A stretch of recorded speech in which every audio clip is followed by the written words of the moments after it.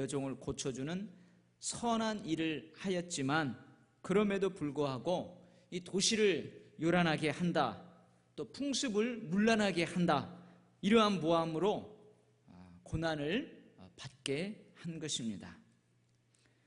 그러면서 여러분, 하나님께서 우리가 애매한 고난을 당할 때에 어떠한 마음 자세를 가져야 하는지, 그 애매한 고난을 받을 때에 하나님은 그 애매한 고난을 받는 사랑하는 주의 백성들을 향해서 어떤 마음을 가졌는지 그것을 제가 읽어드렸습니다. 오늘 다시 한번 읽습니다.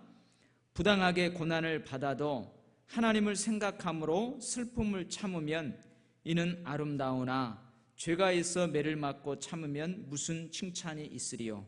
그러나 선을 행함으로 고난을 받고 참으면 이는 하나님 앞에 아름다우니라. 이를 위하여 너희가 부르심을 받았으니 그리스도도 너희를 위하여 고난을 받으사 너희에게 본을 끼쳐 그 자취를 따라오게 하려 하셨느니라. 아멘. 예수님께서도 죄가 전혀 없으신 분이십니다. 그런데 온 인류의 죄를 대신 등에 지시고 그 죄의 대가로 십자가의 모진 고통을 당하셨습니다. 사도들도 예수님을 주님으로 믿는 부르심을 받은 형제 자매들도 이렇게 애매한 고난을 받을 수 있다는 거예요.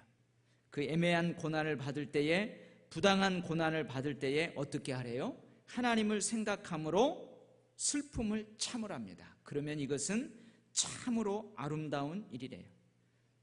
이는 하나님 앞에서 참으로 아름다운 것이라고 합니다.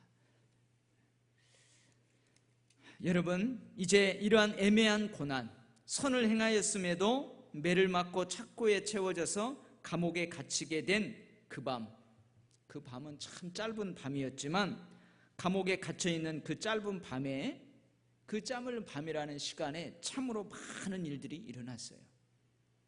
깊은 감옥에 바울과 실라의 기도와 찬송 소리가 밤새도록 울려 퍼집니다. 그러자 어느 순간 큰 지진으로 옥문이 막 다 열려지는 거예요. 그 옥에 갇혀있던 모든 사람들을 다 메어놨던 착고가 촥촥촥촥 다 벗어져 버렸습니다. 그리고 그 밤 목숨을 끊으려고 하는 간수에게 바울이 복음을 전합니다. 그리고 간수의 온 가족이 그 밤에 세례를 받고 주님을 영접합니다. 드디어 이제 날이 밝았습니다. 집정관 두 사람이 간수에게 락토르를 보내어서 간밤에 매를 친 후에 가두었던 바울과 실라를 풀어 주라고 합니다. 여러분, 집정관 밑에는 그 집정관의 명령을 수행하는 락토르라는 사람이 2명이 있다고 그랬잖아요. 그래서 여기에서 상관은 누구냐? 집정관을 이야기하는 거예요. 로마에서 파송한 2명의 집정관. 그리고 그 부하들은 누구냐? 그 집정관 2명의 명령을 집행하고 수행하는 락토르를 이야기합니다. 이 사람을 보내서 바울과 실라를 풀어주어라 명을 내려요. 여러분, 왜 바울과 실라를 풀어주었을까요? 오늘 성경에 보면 그 이유가 나와 있지 않죠. 왜 풀어주었을까? 아마 이들은 공적인 태형, 그 다음에 하룻밤의 투옥으로 이들을 고소한 그 사람들의 고소에 합당한 죄의 값을 지불했다고 아마 생각했던 듯 해요. 아니면 바울과 실라에 대한 송사가 잘못되어난 것을 깨닫고 바울과 실라를 석방하도록 명령했을 수도 있어요. 어쨌든 여러분, 하룻밤 그렇게 감옥에서 잠을 재운 다음에 바울과 실라를 풀어주도록 명령을 합니다. 그런데 여러분, 여기에서 문제가 생겼어요. 우리 37절 말씀 같이 한번 읽어볼까요? 시작. 바울이 이르되 로마 사람인 우리를 죄도 정하지 아니하고 공중 앞에서 때리고 옥에 가두었다가 이제는 가만히 내보내고자 하느냐? 아니라 그들이 친히 와서 우리를 데리고 나가야 하리라 한데, 어떤 문제가 발생했냐면요,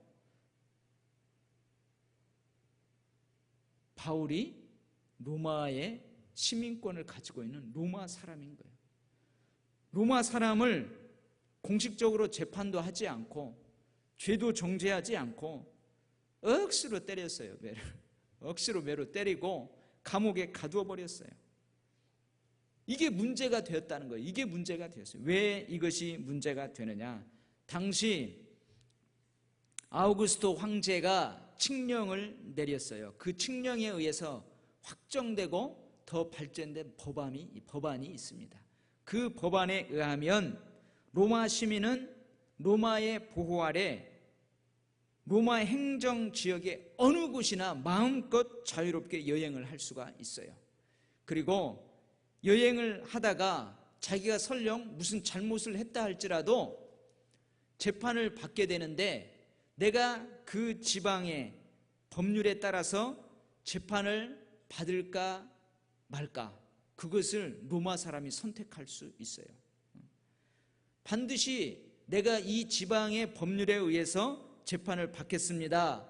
로마 사람 본인이 동의를 해야 그 지방의 법률로 재판을 진행할 수 있도록 되어 있었습니다. 뿐만 아니라 아주 곤란한 문제일 경우에는 지방 당국이 아닌 황제에게 재판을 받겠다, 그렇게 호소를 하면 그 사람을 황제의 재판에 가서 재판을 받을 수 있도록 해야 합니다. 예를 들면 사도 바울이 지금 로마의 시민권을 가지고 있어요. 그러면은 만약에 이 빌립보 성이라는 지방 법률에 의해서 내가 재판을 받을 건가 말 건가, 그것을 누가 선택한다고요? 사도 바울이 선택할 수 있다는 거예요, 법적으로. 그리고 내가 이 지방 법률에 의해서 애매하게 걸려 들어갈 수 있겠다, 내가 이 법률에 의하면은 형벌을 받을 수 있겠다, 그러면은 나는 로마 황제에게 이 재판을 호소하노라 하면은 이 사람을 로마 황제 앞까지 보내야만 되었어요. 이게 그 당시의 법이었어요. 그런데 여러분 어떻게 했다고요? 이 빌립보에 파송된 집정관들이 로마 시민인 바울을 공개적인 재판도 열지 않은 채 퇴장을 가하고 그를 투옥한 것입니다. 엄청난 문제예요. 큰 문제입니다. 집정관들이 바울과 실라에게 취한 이 행위는 심각한 위법 행위였습니다. 만약에 여러분 이것이 상부에 보고되면 충분한 문책 사유가 될 것이 분명합니다. 이 집정관들은 로마로 호출될지도 몰라요. 로마에 다시 와라 해서 이 일에 대해서 문책받을 사유가 분명하다는 거예요. 그래서 여러분 집정관들은 두려워할 수밖에 없었던 것입니다. 38절에 그렇게 기록하고 있어요. 부하들이 이 말을 상관들에게 보고하니 그들이 로마 사람이라 하는 말을 듣고 두려워하여 와서 권하여 데리고 나가 그 성에서 떠나기를 청하니. 아니, 그들이 로마 사람이었다고? 어메, 큰일 났구나. 그래서 달려가는 거예요. 벗은 발로 달려가서 바울 앞에 서는 거죠. 그리고 바울에게 사과를 하든 뭘 하든 바울의 마음을 녹여요. 그리고 제발 내가 여비도 보태주고 어떻게 할 테니까 제발 이 도시에서 빨리 떠나가 주세요. 떠나가 주세요. 그렇게 합니다. 여러분 오늘은 딱 한 가지만 우리가 생각하고 이 은혜의 시간을 마치려고 합니다. 딱 한 가지. 그게 뭐냐? 왜 바울은 로마 시민이라는 이 특권, 로마 시민권을 가지고 있는 로마 사람이라는 특권을 어려움 당하기 전에 미리 사용하지? 그잖아요. 여러분 그 점치는 귀신 들린 여종의 주인이 집정관들에게 바울 일행을 고발했을 때, 고소했을 때, 그때 나는 로마 시민권자요 하고 그 로마 시민이라는 특권을 미리 사용하지, 왜 매로 직살나게 얻어맞고 차디찬 감옥에 갇혀서 하룻밤 착고에 처해진 채로 불편한 잠자리를 한 이후에 로마 시민이라는 특권을 드러냈을까? 왜 고통을 다 당한 다음에, 어려움을 다 당한 다음에 로마 시민이라는 특권을 사용했을까? 여러분 궁금하지 않아요? 궁금합니다. 왜 그랬을까? 이거 하나만 우리가 같이 생각하며 은혜를 나누고 마치려고 합니다. 왜 그랬을까? 여러분 한번 생각해 본 적 있나요? 집에 빨리 가고 싶어요? 오늘 설교 마치고 집에 가서 생각해서 다음 주에 레포트로 다 들래요? 왜 그랬을까?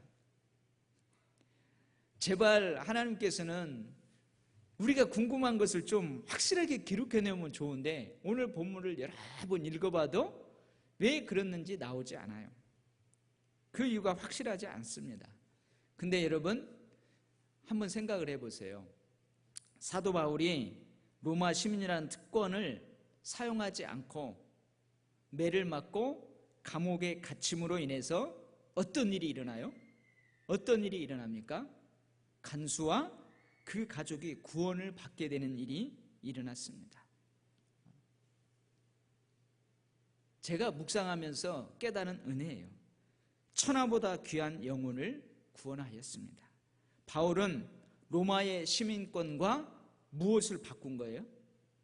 로마의 시민권과 천하보다 귀한 영혼을 바꿀 수 없다는 거예요.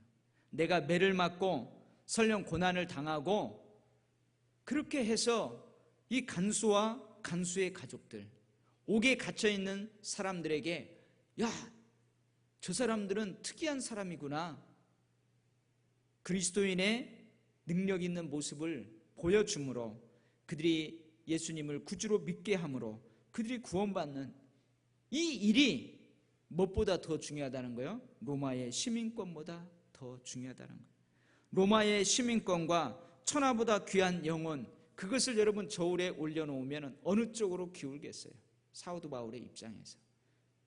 그래서 여러분 사도 바울은 로마의 시민권을 사용하는 특권을 어려움 당하기 전에 미리 사용하는 그것을 포기합니다.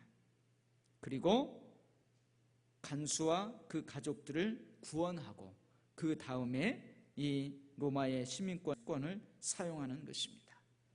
여러분 이것은 그냥 제가 생각하다가 그럴 수 있겠다 해서 여러분들에게 그럴 수 있다고 선포하는 게 아니고, 여러분 특별히 고린도 전서를 읽다 보면 사도 바울이 이렇게 할 만한 사도 바울의 철학이 나와요. 복음을 위한 바울의 눈높이 철학이 나와요. 그래서 여러분 제가 자신 있게 그렇다 선포하는 것입니다. 복음을 위한 바울의 눈높이 철학이 나옵니다. 고린도전서 9장 12절 말씀 제가 읽어드리겠습니다. 다른 이들도 너희에게 이런 권리를 가졌거든 하물며 우리일까 보냐. 그러나 우리가 이 권리를 쓰지 아니하고 범사에 참는 것은 그리스도의 복음에 아무 장애가 없게 하려 함이로다. 여기에서 이 권리가 뭐냐? 로마 시민권이라는 권리가 아니고 사도로서 복음 전하는 자로서 선교 후원을 받을 권리, 복음 전하로서 그 복음으로 인해서 자기가 살아갈 권리, 그 권리가 있다는 거예요. 선교 후원을 받고 헌금하는 그 헌금을 통해서 선교 사역을 하고 그래 할 수 있는 권리가 자기에게도 있다는 거예요. 그런데 그 권리를 쓰지 아니하고 번사에 참는 것은 그리스도의 복음에 아무 장애가 없게 하려 함이라. 그 권리를 포기함으로 그리스도의 복음에 아무 장애가 없다면 기꺼이 포기하겠다는 거예요. 내가 그 권리를 씀으로 인해서 그리스도의 복음에 장애가 발생하게 된다면 나는 그 권리를 포기하겠다는 거예요. 이러한 복음을 위한 바울의 눈높이 철학이 이 말씀 속에서 드러나고 있는 것입니다. 고린도전서 9장 19절 말씀입니다. 내가 모든 사람에게서 자유로우나 스스로 모든 사람에게 종이 된 것은 더 많은 사람을 얻고자 함이라. 그래요. 사도 바울은 자유인입니다. 그 당시 지구를 지배하고 있는 로마 시민권을 가지고 있는 자유인입니다. 그러나 그 자유인의 특권을 버리고 오히려 모든 사람에게 종이 되어 그렇게 섬기는 삶을 살아가는 이유가 뭐라고요? 더 많은 사람을 얻고자 합니다. 이게 바로 바울의 복음을 위한 눈높이 철학이 담겨져 있는 구절입니다. 고린도전서 9장 22절에서 23절 말씀입니다.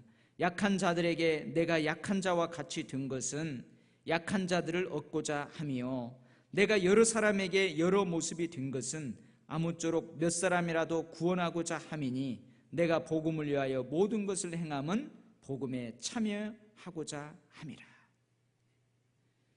여러 사람에게 그 사람의 모습으로 내가 내려가서 그들과 같이 되는 것은 뭐라고요? 아무쪼록 몇 사람이라도, 내가 그렇게 함으로써 몇 사람이라도 구원하고자 함이라. 참 멋지죠? 참 멋져요. 그래서 제가 여러분들 가끔 우스갯소리를 그러잖아요.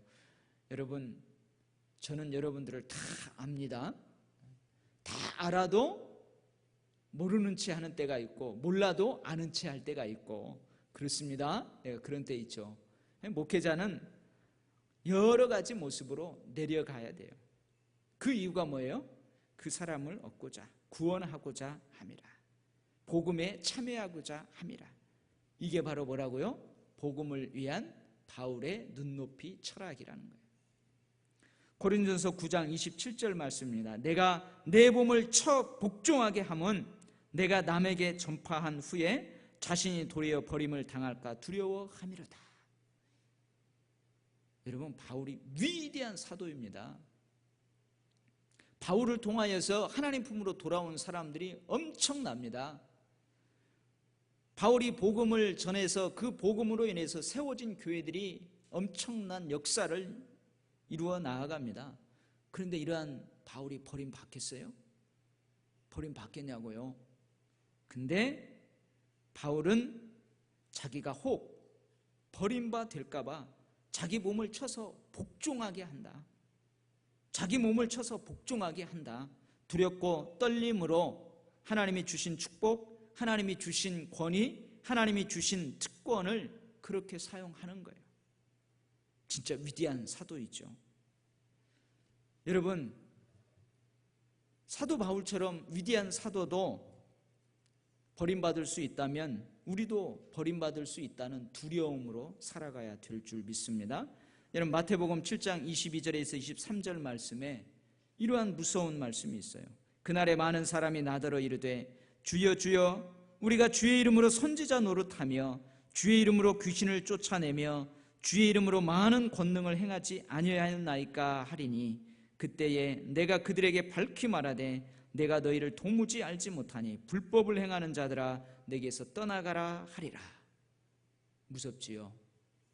입으로만 주여 주여 하면서 행함으로는 주님의 뜻에 따르지 않고 오히려 주님을 회방하고 오히려 주님의 나라와 의를 반대 입장에서 섰던 그런 자들을 향한 주님의 말씀입니다. 여러분, 수원 연화장에 여러분 혹시 가보신 적 있어요?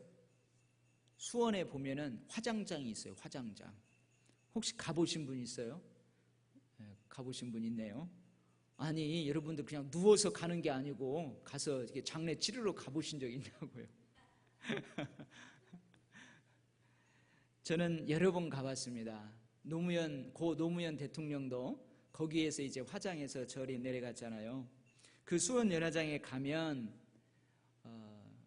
그 화구 반대쪽 출입문 쪽으로 이렇게 들어가다 보면 그 중앙 로비에 효에 대한, 그 다음에 자식을 사랑하는 아비에 대한 마음, 그런 것들을 쭉 시로, 그리고 우리 옛날 기록 같은 거, 그런 것들이 쭉 기록되어 있어요. 그리고 실제로 어디에서 있었던 그 일들을 쭉 기록해 놓았어요. 그래서 이제 거기 장례를 치르러 가면은 때로는 그 화장이 다 끝날 때까지 기다렸다가 이제 내려가야만 되는 그런 때도 있어요. 그러면은 거의 1시간에서 1시간 반가량을 기다립니다. 그러면은 이런 얘기하다 저런 얘기하다가 그 중앙 로비를 탁 돌아가면서 그 글들을 쫙 읽어보면은요, 가슴이 찡합니다. 그래서 오늘 제가 수원 연화장에 전화를 했어요. 그러한 좋은 글들 좀 거기 게시판에다 좀 올려달라고 그랬더니 한번 생각해 보겠대요. 그러면은 그 글들을 좀 나한테 이메일로 좀 보내달라고. 그래서 이메일을 알려줬더니 내가 원하는 글은 안 보내주고 엉뚱한 것들만 보내줬더라고. 그래서 제가 그때 읽으면서 가슴 뭉클했고, 제가 내 자식들에게 어떻게 해야 되는지, 내가 부모님에게 참 불효했구나, 또 내가 목회를 어떻게 해야 되는지 많은 생각을 하게 했던 그 이야기를 여러분들에게 해주고 마치려고 합니다. 실제로 있었던 일이에요. 이쪽에는 아비의 자식 사랑, 그리고 여기는 자식의 아비 사랑, 이 두 가지를 양쪽에다가 이렇게 쭉 이야기를 기록해 놓았더라고요. 근데 이쪽에 아버지에 대한, 자녀에 대한 아비의 사랑에 대한 글을 제가 한번 소개해 주겠습니다. 온 가족이 이제 나들이를 갔어요. 아마 엊그저께 그 연휴처럼 온 가족들이 나들이를 갔습니다. 즐겁게 나들이를 가다가 그만 교통사고를 당하고 만 거예요. 막 사춘기에 들어선 아들이 몇 번의 수술에도 불구하고 평생 휠체어를 타야만 하는 그런 교통사고를 당하게 돼요. 아들은 좌절합니다. 사춘기에 있으니 얼마나 좌절할 거예요. 내가 앞으로 이 휠체어를 타고 세상을 어떻게 살아가라고, 공부해도 필요 없어. 몇 번의 자살을 감행해요. 그리고 속에서 막 분노가 일어납니다. 나를 이렇게 만든 가족들에 대해서, 나를 이렇게 만든 교통사고를 발생하게 한 사람에 대해서 분노를 일으켜요.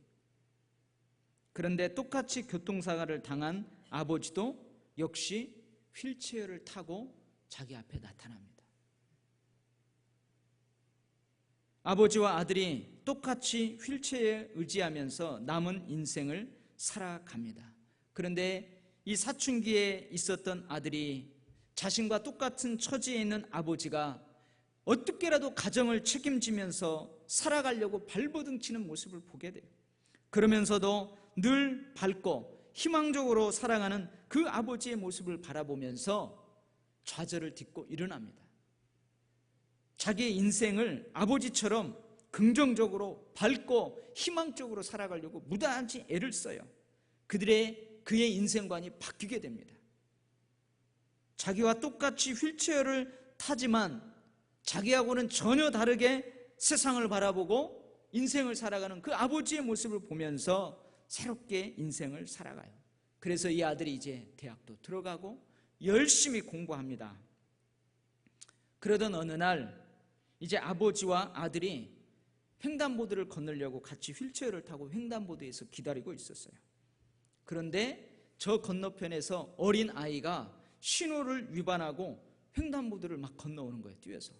근데 그 뛰어오는 아이를 미처 보지 못한 한 운전수가 속도를 줄이지 않고 그 아이를 향해서 막 돌진해 오는 거예요. 그런데 그 상황을 보면서 아무도 뛰어들어가서 그 아이를 건져내는 사람이 없어요. 순간 휠체어를 타고 있던 아버지가 일어서더니 막 뛰어가는 거예요. 뛰어가가지고 그 아이를 잽싸게 낚아채서 구해냅니다. 근데 옆에 휠체어를 타고 있던 아들이 갑자기 눈이 띵 하는 거예요. 아니, 어떻게 된 거야? 아버지가 어떻게 일어날 수 있지? 10여 년 동안 자기처럼 두 다리에 장애를 입고 휠체어를 타고 살아왔던 아버지가 어찌 저럴 수가 있지? 깜짝 놀라는 거예요. 그날 밤 어머니가 아들에게 이런 말을 해줍니다. 아들아, 10여 년 전 두 다리를 잃고 좌절하며 분노하는 널 지켜보며 내 아버지는 참 많은 눈물을 흘렸단다. 그리고 아버지는 두 다리가 온전하지만 널 위해 10여 년간 휠체어를 타고 살아가야겠다고 결심하고 지금까지 그렇게 살아왔단다. 아니, 10여 년이 아니고 평생 그렇게 살아가겠다고 결심하고 지금까지 그렇게 살아왔단다. 그런데 그 아이가 횡단보도에서 뛰어오는 그것을 바라보며 휠체어를 탄 자기 아들이 교통사고를 당했던 그 생각이 번뜩 나서 아버지가 그만 10여 년 동안 거짓 행세를 했는데 그냥 일어서서 그 아이를 구하고 말았다. 이 이야기가 여러분 거기에 써 있어요. 여러분 한번 거기 방문할 기회가 있으면은 꼭 한번 그 글을 읽어보시기 바랍니다.